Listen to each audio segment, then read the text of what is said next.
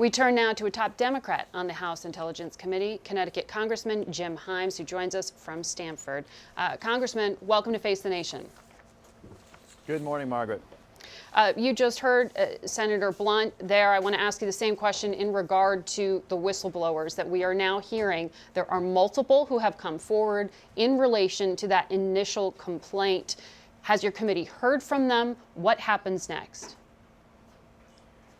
So we've obviously heard not even from the initial whistleblower, whose identity is still hopefully being protected, but we've obviously heard all about the complaint, and the Inspector General has told us all of the background around that. But no, we have not heard from a second. But you know, Margaret, this actually highlights an interesting aspect of this whole mess, which is, as much as Donald Trump is raging against Adam Schiff and Nancy Pelosi and the Democrats and subpoenas like cookies, his problem is not with the Democrats. It's not with people like me. We're sort of sitting here watching the information flow out of the White House, damning information, facts that are undisputed. What's happening, Margaret, is that people around the president, professionals who are in the Oval Office, who are in the Situation Room, are watching what is happening and are finally saying, my God, this cannot happen anymore. And they are coming forward, either as whistleblowers, as apparently as many as 2 people are going to do officially, but also leaking, which, by the way, is not a good thing. But an awful lot of this story is coming out because people who are in the room are talking to the Washington Post and the New York Times and to others. So the president's real problem is that his behavior has finally gotten to a place where people are saying enough. Just to clarify, you said people who are in the Situation Room. Are you saying that these people, when they have firsthand knowledge, were on the call?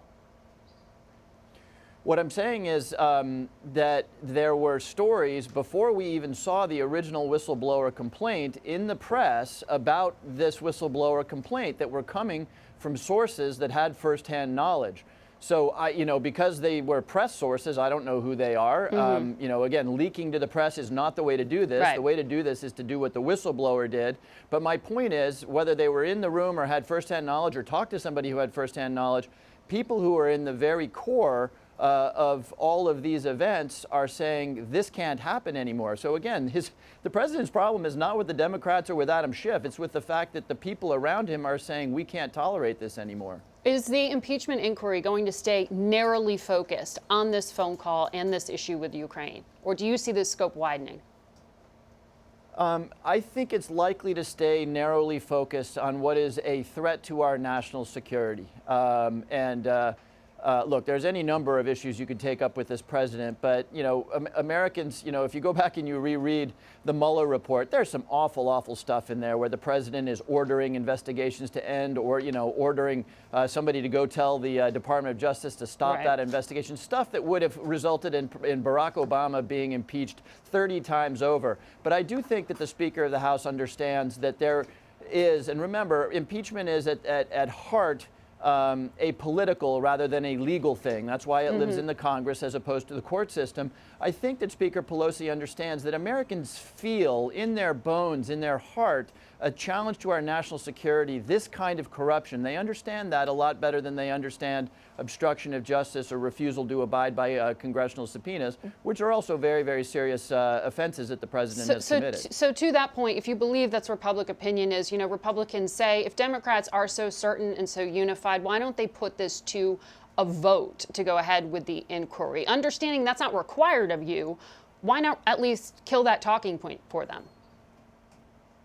Well, you know, if you try to spend your time killing Republican talking points, you'll do nothing else. I mean, I heard it from Senator Blunt just now. You know, leaders ask other leaders for favors. Yeah, that may be true. I'm sure presidents have in the past asked other leaders for favors. Traditionally, those favors have not been research my political opponents. Right. Are the votes there, though? I'm sorry? Are there enough votes, though? I mean, are Democrats truly unified? If Speaker Pelosi did in fact move forward with a floor vote on actually proceeding with an investigation, which, as you point out, is not required here, there's no question in my mind that she would have the votes. Yes. I want to ask about these subpoenas that the House committees have put forward to the White House, to the Secretary of State. In reading through this subpoena, there are a lot of sensitive national security related documents that are likely to just be covered by executive privilege. what do you actually expect reasonably to the committee to actually get a hold of? Well, that's a great question, right? And one of the things we need to rebuild in this country in the post-Trump era is what actually executive privilege means. Executive privilege does not mean that you get to, hide embarrassing documents. Executive privilege, and you know this, Margaret, stems from the idea that the president ought to be able to get advice from his advisors that is not subsequent to second guessing or oversight by Congress down the road. It doesn't mean that you move a really embarrassing transcript off of a traditional server onto a highly classified server because you understand that if that transcript got out there in the public, it would be a real problem. It's not about hiding embarrassment. It's not about keeping people from testifying that might actually produce uncomfortable facts. So again, I expect this White House to continue to stonewall attempts to get at the truth. This is what they've done from the very beginning.